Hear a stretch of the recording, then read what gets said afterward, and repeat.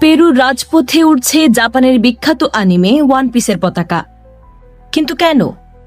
কারণ পেরুর তরুণ প্রজন্ম জেনজি রাস্তায় নেমেছে তাদের ইতিহাসের সম্ভবত সবচেয়ে অজনপ্রিয় প্রেসিডেন্টের বিরুদ্ধে। প্রেসিডেন্ট দিনা বুলুয়ার্তের জনপ্রিয়তা নেমে এসেছে মাত্র 5%।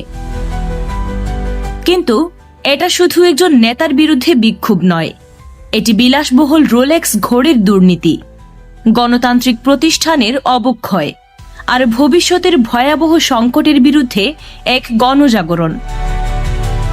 তরুণরা বলছে আর নীরব থাকতে এবং ভয় পেতে ক্লান্ত। এবার সরকারের আমাদের ভয় পাওয়ার পালা। আর তাই ওয়ান পিসের নায়ক লুফির পতাকা তাদের প্রতিরোধের প্রতীক হয়ে উঠেছে।